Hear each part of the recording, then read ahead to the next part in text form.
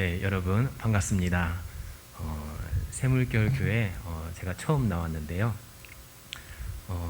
참 이정철 목사님 담대하신 것 같아요. 제가 교회 외부 설교는 처음이거든요. 처음에다가 그것도 처음인데 한 날에 2번 설교하는 게 이것도 처음입니다. 네, 다 처음이니까요. 지금 많이 긴장되지만 한번 기도해 주시면서 말씀 함께 나누었으면 좋겠습니다. 첫 번째도 떨렸는데 2번째는 더 떨리는 것 같아요. 이렇게 보면은 이렇게 처음 뵙는 분들이고, 또 이쪽으로 보면은 아까 좀 전에 봤는데 이렇게 느껴져가지고 편안함 속에서도 또 긴장감 속에서도 이렇게 말씀을 나누도록 하겠습니다. 기도 제가 잠깐 할게요. 하나님 감사합니다. 새물결 교회 만나게 하시고 또 하나님의 마음을 전하게 하신 것 감사를 드립니다. 하나님, 듣는 자와 전하는 자 모두에게 은혜가 있게 하여 주시고 기름 부음이 있게 하여 주시고 무엇보다도 하나님께 영광 돌리는 그러한 귀한 시간 되게 하여 주시옵소서. 예수님의 이름으로 기도드리옵나이다. 아멘. 여러분, 김춘수 시인의 꽃이라는 시를 한 번쯤은 다 들어보셨을 거예요. 내가 그의 이름을 불러주기 전에는 그는 다만 하나의 몸짓에 지나지 않았다. 내가 그의 이름을 불러주었을 때 그는 나에게로 와서 꽃이 되었다. 라고 시작하는 시입니다. 여러분, 어떤 대상이나 사물이요, 이름을 가지고 있다는 것은 이 세상에서 존재로, 그것이 사물이든 사람이든 이름을 가지고 있다는 것은 그것이 존재로 인식되고 있다는 뜻입니다. 이 말을 잘 담아낸 것이 김춘수 시인의 꽃인 것 같아서 짧게 읊어보았는데요. 무의미한 대상이 이름을 불러주는 행위를 통해서 의미 있는 존재가 되어간다라는 것이 이 김춘수 시인의 꽃 일반적인 해석입니다. 오늘 나눌 말씀이 이 시의 주제와 비슷해 보여서 한번 말씀드려 보았는데요. 조금 전에 우리가 읽은 본문을 보면 사울 왕이 결국에는 죽게 되고 다윗이 왕이 되어 어느 정도 나라가 안정이 됩니다. 나라를 안정시키고 나서 다윗은 요나단과의 맹세를 지키기 위하여 사울 왕가의 남은 사람을 찾아요. 마침 사울의 집에서 일을 했던 사울 왕가의 시중을 들었던 시바라는 종을 통해서 한 사람을 찾게 되는데요. 다윗이 이 시바를 불러서 묻습니다. 사울의 집에 아직도 남은 사람이 없느냐? 내가 그 사람에게 하나님의 은총을 베풀고자 한다. 그러자 사울의 종이었던 시바가 대답을 합니다. 요나단의 아들이 있습니다. 하지만 그 아들은 다리를 저는 자니이다. 여러분, 시바라는 사람은 사울의 종이었습니다. 사울 왕과 그의 가족 모두가 죽지 않는 한 또는 개인적인 큰 대가를 치르지 않는 한 종의 신분을 벗어 던질 수는 없어요. 한평생 그 주인과 그의 집안을 위해서 일을 해야만 했던 사람이 바로 시바였습니다. 따라서 다윗 왕 때에도 이 시바는 사울 왕가의 사울 가문의 종으로 살아갈 수밖에 없었는데요. 왜냐하면 사울 왕의 손자이자 요나단의 아들이 살아 있었기 때문입니다. 비록 유모가 안고 도망가다가 떨어뜨려 다리를 절게 되었지만 그래도 여전히 이 시바에게는 사울 왕의 손자이자 요나단의 아들이 그의 주인이었습니다. 따라서 종으로 섬겨야 할 의무와 책임이 있었어요. 하지만 오늘 이 시바는 다윗 왕에게 요나단의 아들이자 자신의 주인을 소개할 때에 그의 이름을 부르지 않습니다. 뭐라고 할까요? 네, 다리를 저는 자니이다. 여러분, 이 시바의 주인에게는 이름이 있습니다. 무비보셋이라고 하는 이름이 있는데요. 그 뜻은 부끄러움을 해치는 자, 또 다른 뜻으로는 부끄러움을 없애는 자 같은 말입니다. 이 무비보셋에게는 가장 괴로운 일, 아픈 기억, 아픈 상처, 그리고 연약한 부분이 있는데요. 그것이 무엇이냐면 바로 자신의 다리입니다. 한쪽 다리도 아니고 사고로 두 다리를 다 절게 되었어요. 지금 같으면 보조기가 있거나 이동 수단이 있어서 스스로 할 수는 있겠지만 이 예전 같은 이 과거에 그러한 것이 없었습니다. 혼자서 어딜 가거나 이동하기에는 정말 어려운 상황이었어요. 그래서 반드시 돕는 사람이 필요했습니다. 비참하고 고통스러운 삶을 살았을 거예요. 왕가의 수치라고 할 수 있겠죠. 다른 왕족, 다른 왕가 다 건강한 모습이었지만 이 무비보셋은 그렇지 못했다라는 것입니다.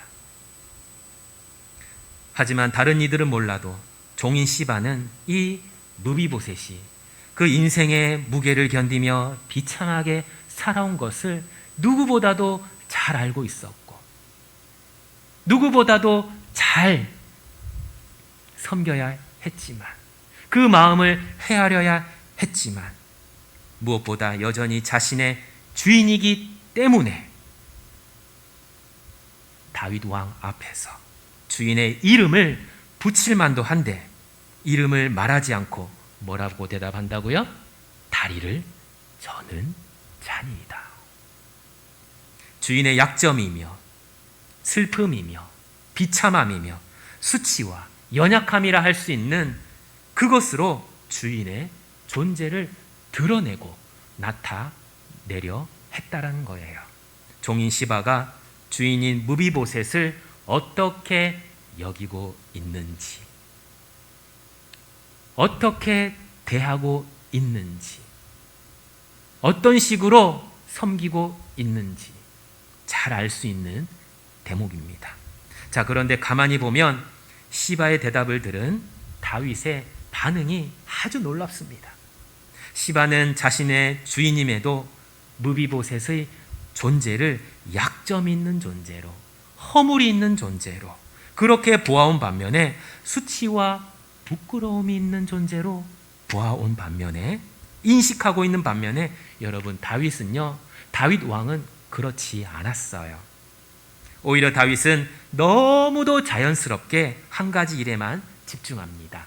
그가 요나단과 맹세했던, 요나단과 약속했던 은혜 베풀 것에만 관심을 보인다는 거예요.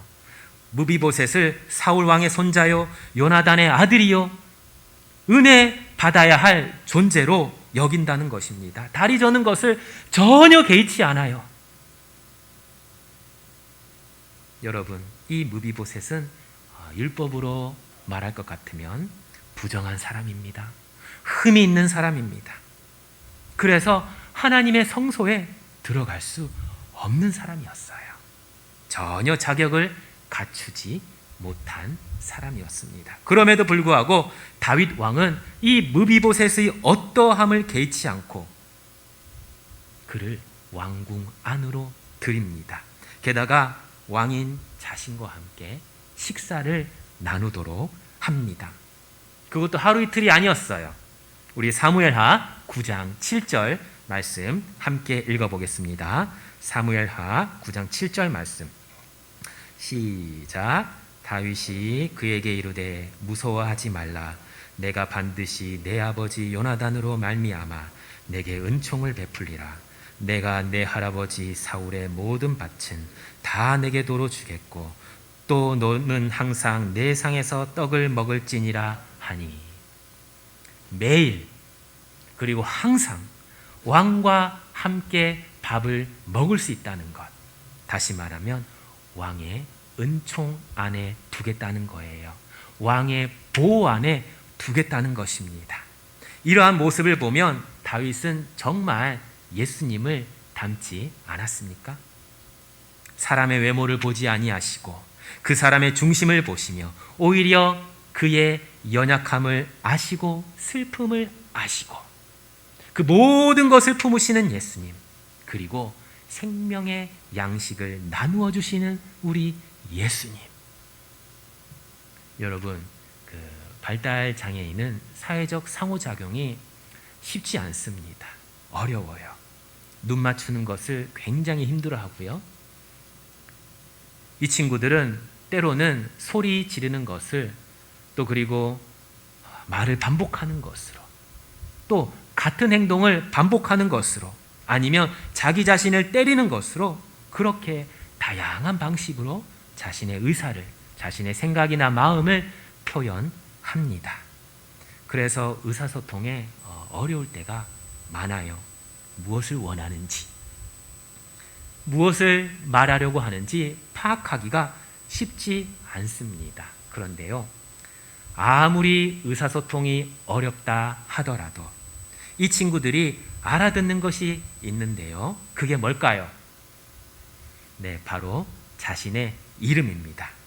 이름을 부르면 모른 척 하기도 하지만 자신을 부르고 있다는 것을 압니다. 인식한다는 거예요.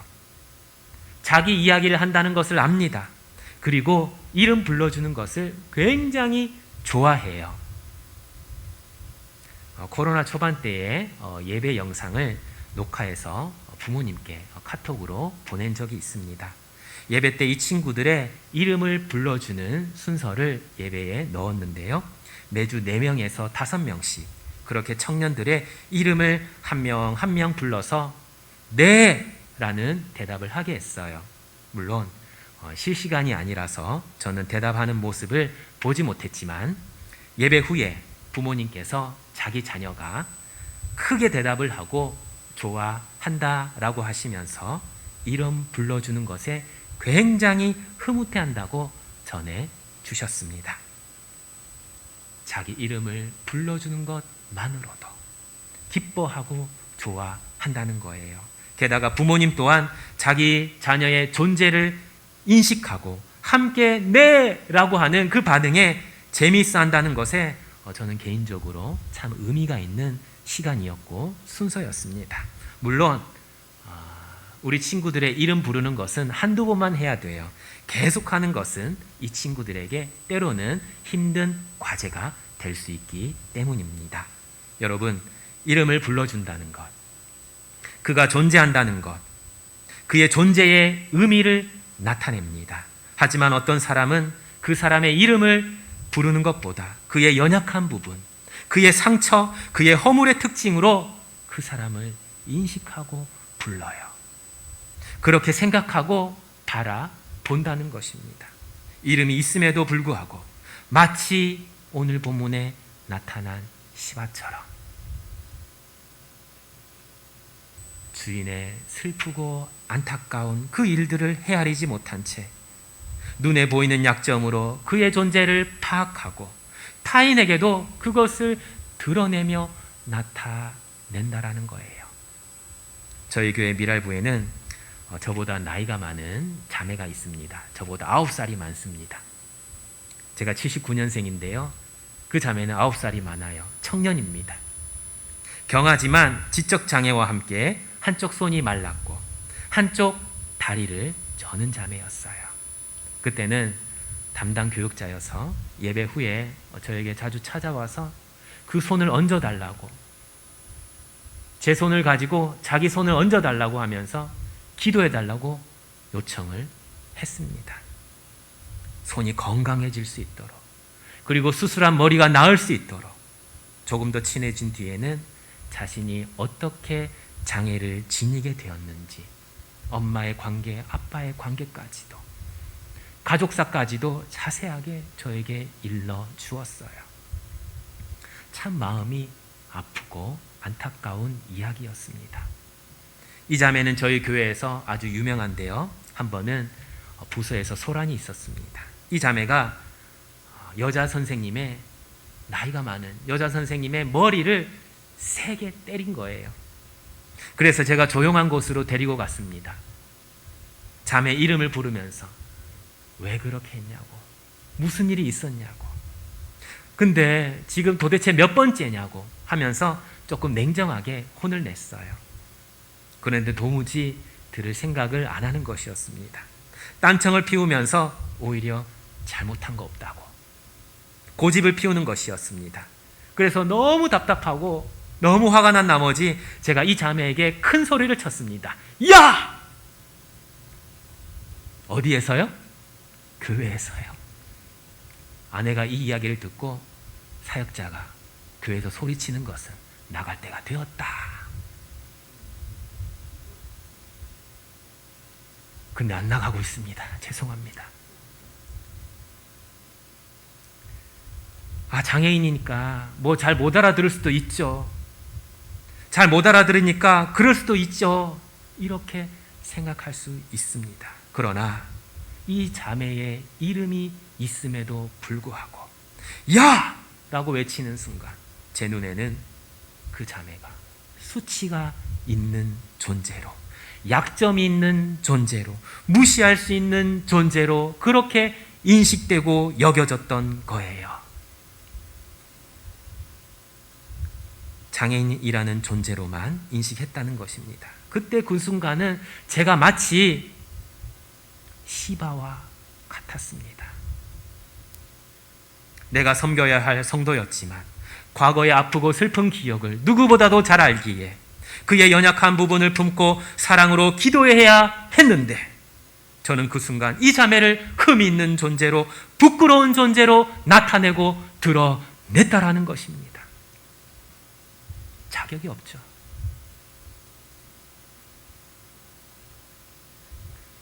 여러분, 일반적인 사람이라면 자신을 무시하거나 혼낸 사람을 기억할 수밖에 없습니다.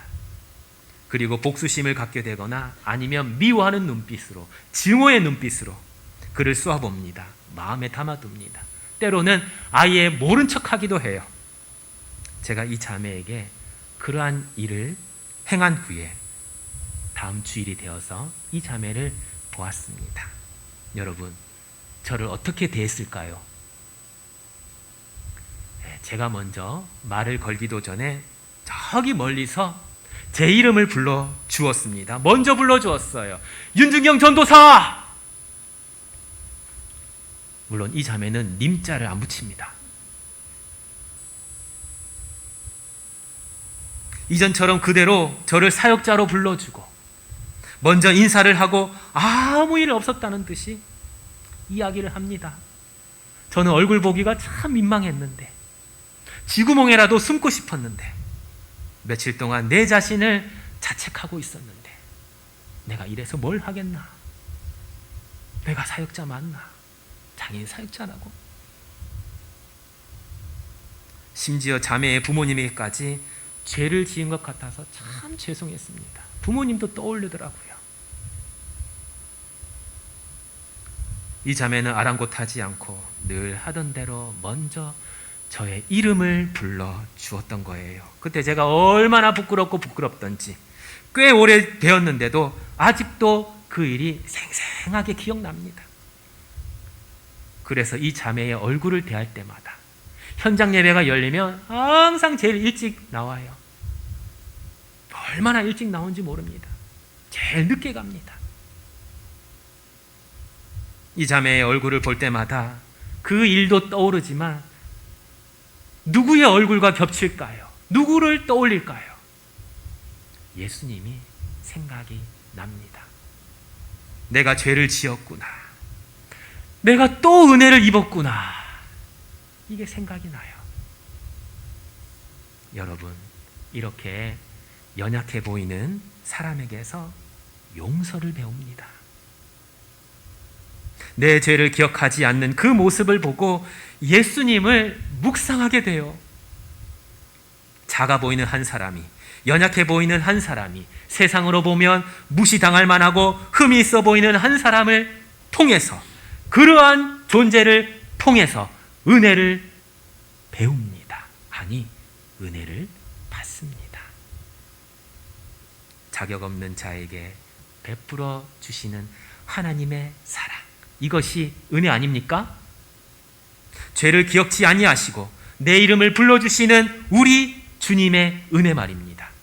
여전히 사랑해 주시고 여전히 높여주시고 여전히 아껴주시는 그 은혜 말입니다.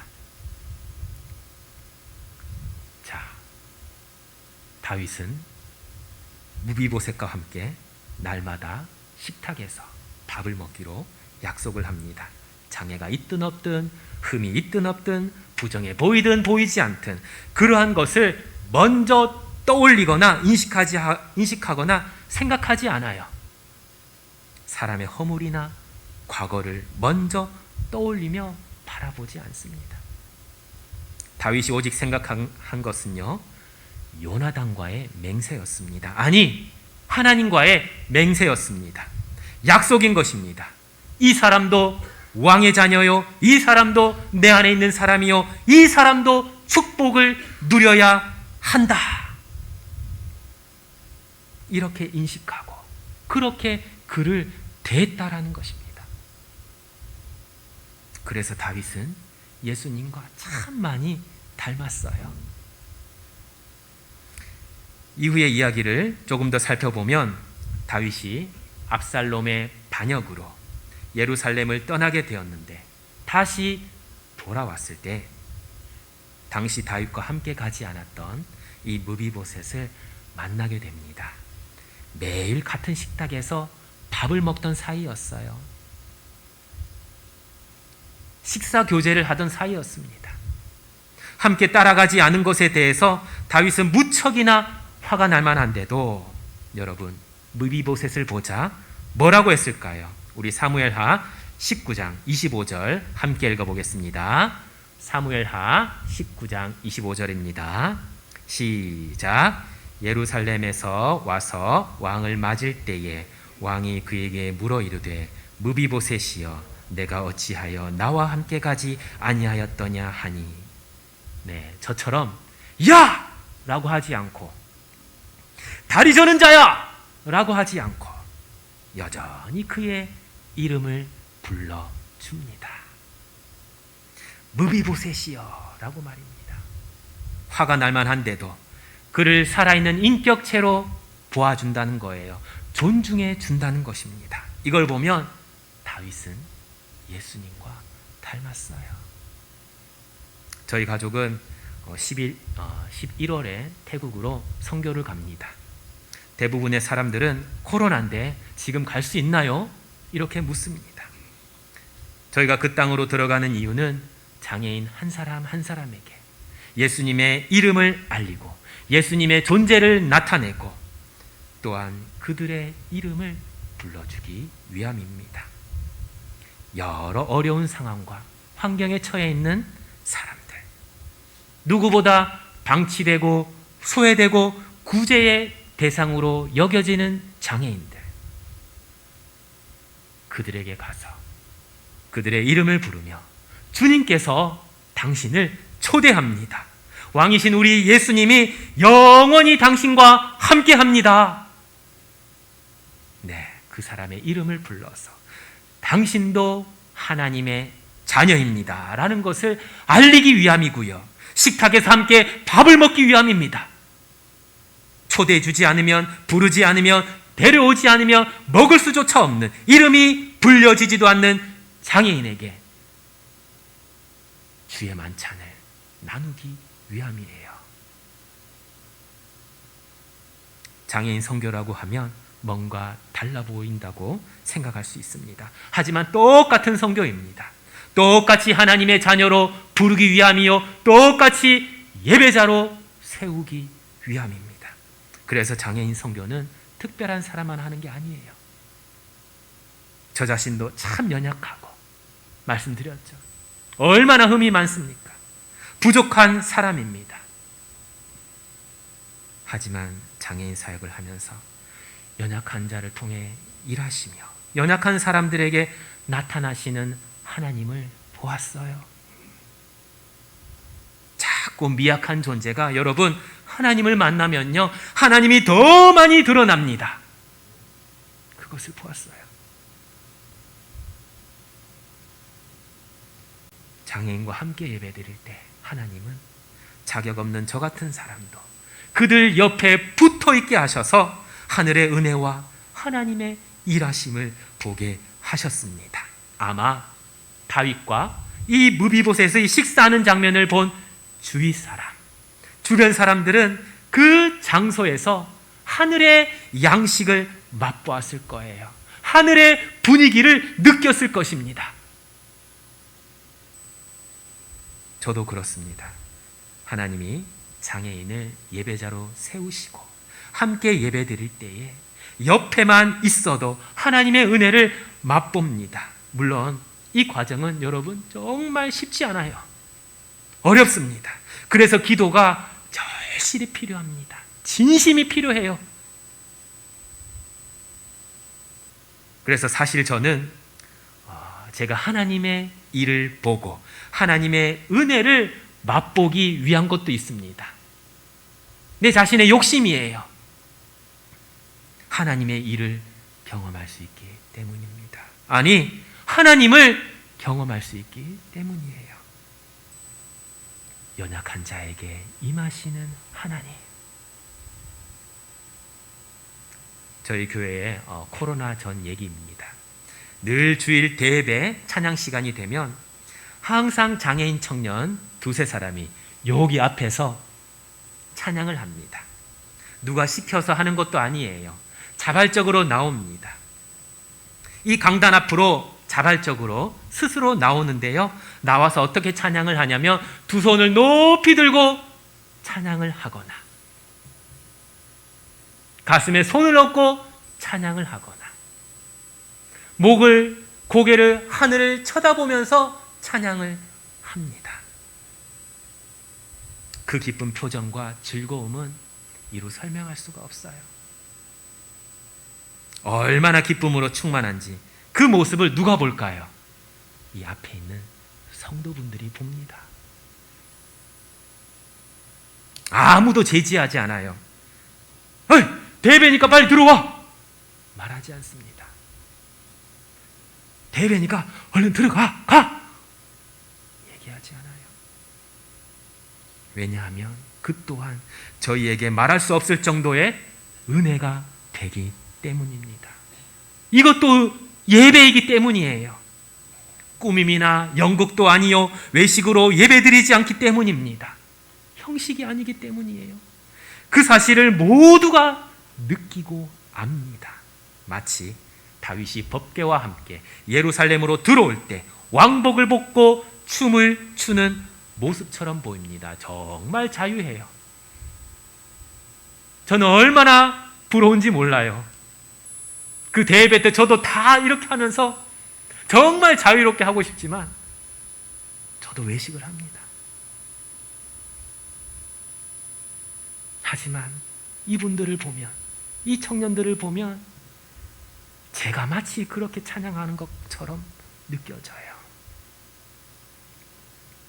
보고만 있어도 하나님 살아계심을, 보고만 있어도 예배가 예배됨을 경험합니다.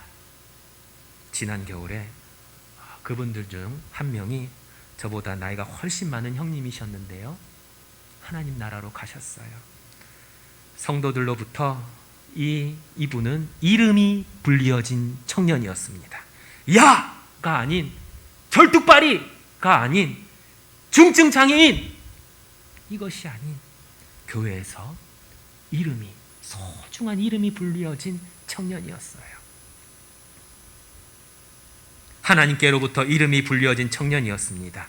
교회 식당에서 성도분들과 함께 주의 만찬을, 식사를 나누던 청년이었습니다. 그 옆에서 섬기시던 매주 이분은 스스로 밥을 먹을 수 없기 때문에 담당 선생님이 매주마다 그 자리에서, 비슷한 자리에서 숟가락을, 밥을 떠줍니다. 이상하게 보입니까? 아니에요. 하늘의 식사 시간이었습니다.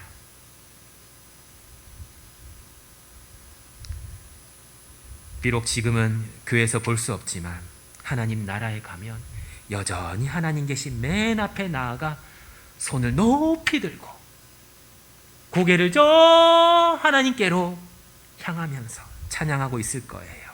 그때는 온전한 모습일 것입니다. 그때는 장애가 없는 완전한 모습일 거예요.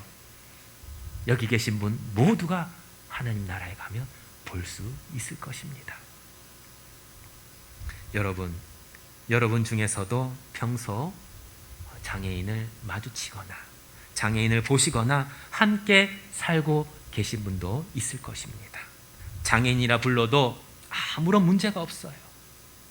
전혀 문제가 없습니다. 문제가 없지만 주님을 믿는 우리는 그에게 장애인이라 부르는 것을 넘어서 더 나아가 그의 이름을 부르며 그의 존재와 그의 인생 자체를 소중하게 생각하시는 사람이 되길 원합니다. 왜냐하면 누구보다도 우리 주님께서 그의 이름을 부르고 계시기 때문이에요. 선교사뿐만이 아니라 새물결교회 성도 모든 분들도 존재로 불려지지 않는 누군가를 찾아가 그가 존재로 인식될 수 있도록 그렇게 하는 역할, 존재로 불러주는 역할을 하는 분들이 되길 소망합니다. 누구보다 우리 자신들은 하나님 앞에서 참으로 존재하는 인생으로 바뀌어졌기 때문에 우리 예수님께서 내 이름을 친히 부르고 계시기 때문에 불러주시기 때문에 새물결교회 모든 분들이 그 일을 잘 감당하실 수 있으리라 믿습니다. 코로나로 인하여 더 어렵고 힘든 때입니다. 하지만 하나님은 여전히 선교하시는 분이세요. 여러분들을 통해서 그리고 선교사님을 통해서 하나님은 복음을 전하게 하시고 하나님의 택한 백성을 그의 이름을 부르고 계신다라는 거예요. 아니 목사님, 선교사님 지금 때가 어느 때인데요. 가당키나 합니까? 못합니다. 안 됩니다. 어렵습니다. 네, 맞습니다. 사람이 하려면요 되지 않아요. 이걸요 이정철 목사님이 정말 잘 아시더라고요. 대화를 해보면 선교는 하나님이 하는 거야.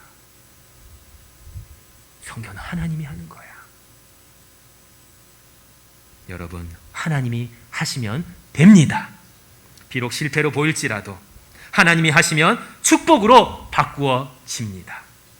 사랑하는 새물결교회 성도 여러분, 이 축복을 다른 사람들에게 넘기지 마시고 이 말씀을 듣는 우리가 내가 복음을 전하는 사명자로 살아가길 원합니다. 무엇보다 아무도 보지 못하고 누구도 관심을 두지 않는 그 사람에게 다가가 그의 이름을 부르며 그를 귀한 존재로 여겨주시기 바랍니다.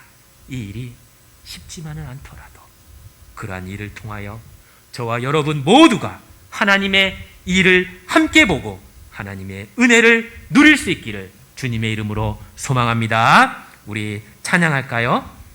들은 말씀을 생각하시면서 우리 함께 찬양하겠습니다. 주 안에 우린 하나인데요 모습은 다릅니다. 그러나 하나님 한 분만, 예수님 한 분만 바랍니다.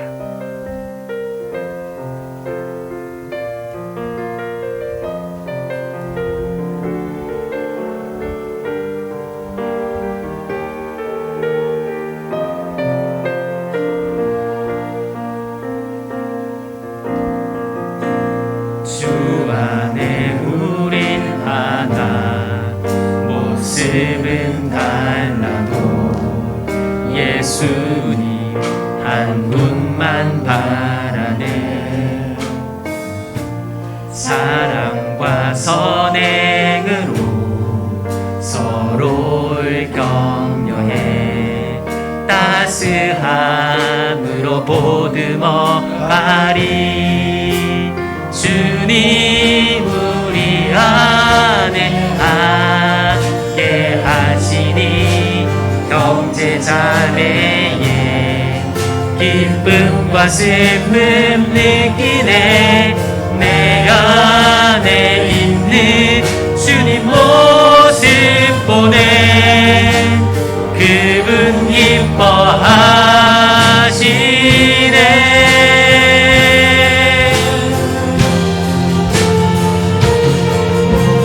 주님 우릴 통해 계획하시니 부족한 입술로 찬양하게 하시니 주님 우릴 통해 계획하시니 너를 통해 하시니 기대해. 주 안에 우린 하나, 주 안에 우린 하나, 모습은 달라도 예수님 한 분만 바라네. 아멘. 사랑과 선행으로 서로를 격려해 따스함으로 보듬어 가리. 주님 우리 안에 함께 하시니 형제 자매의 기쁨과 슬픔 느끼네. 내 안에 있는 주님 모습 보내 그분 기뻐하시네.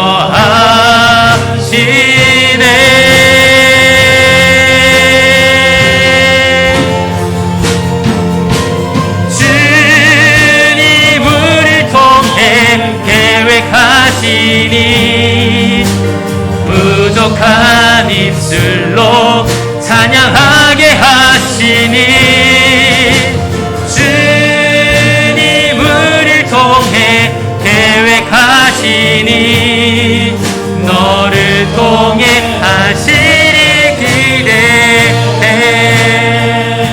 네, 이 시간 우리 두 가지 기도 제목을 놓고 잠시 기도하면 좋겠는데요. 첫 번째로 기도할 것은 주님, 내게 연약함과 수치와 약한 부분이 있더라도 나를 하나님의 자녀요 주께 은혜 받는 자로 여겨 주시옵소서.